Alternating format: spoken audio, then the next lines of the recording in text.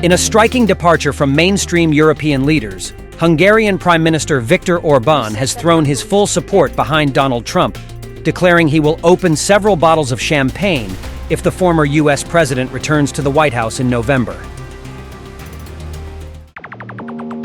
Just came around to say hello. I'm so fly. You took a nosedive. Careful when you play on my level. For you it's so. Hey, hello. Motorola Razr 50 Ultra. Flip the script. Hello, Moto. Orbán's enthusiasm for Trump underscores his growing divergence from European Union leaders, many of whom remain cautious about Trump's potential return. We are approaching a critically important event and date for the whole world. This is the U.S. presidential election.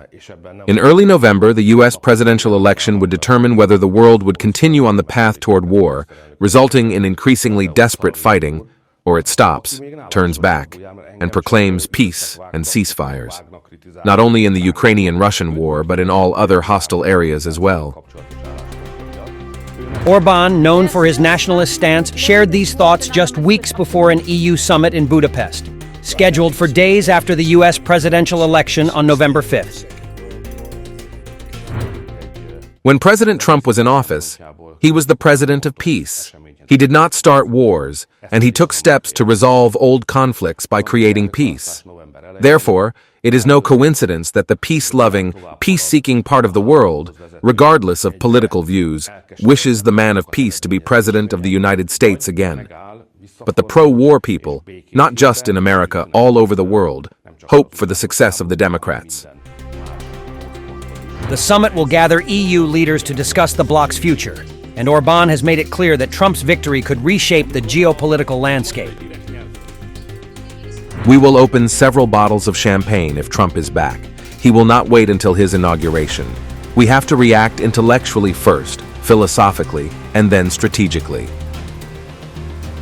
This statement aligns Orbán closely with Trump, who has frequently claimed he could end the war in Ukraine very quickly, though he has yet to provide specifics on how such a peace could be achieved. Echoing Trump, Orbán criticized the EU's approach to Ukraine as stupid and insisted a military victory was impossible. I am convinced personally, strongly, that there is no solution on the battlefield. What we are doing is just losing, losing, losing, and losing. Orbán's position, which mirrors Trump's criticism of Western military aid to Ukraine, has sparked outrage among his EU counterparts. Hungary has blocked EU military and financial aid for Ukraine, complicating the bloc's attempts to maintain a united front against Russia. Senior EU leaders insist that any negotiations on Ukraine's future must involve Kyiv directly, but Orbán has openly challenged this approach.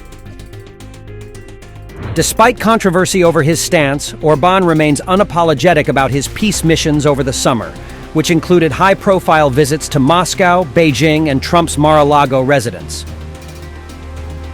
These visits have fueled concerns in Brussels about Orbán's close ties to Moscow and reluctance to fully support Ukraine. Orbán's critiques of the EU's Ukraine strategy are not new. Since the war began, he has consistently argued that diplomacy, not military engagement, is the only solution. This view has left him increasingly isolated within the EU, where most leaders continue to support Kyiv with significant financial and military aid. Nevertheless, Orbán downplayed the idea that he is estranged from the EU, telling reporters he maintains a very friendly attitude toward the bloc. Orbán's support for Trump is part of a broader strategy as he positions himself as a nationalist leader in a polarized Europe. His admiration for Trump's leadership style and his critique of the EU's Ukraine policy have put him at odds with pro-EU factions in the European Parliament.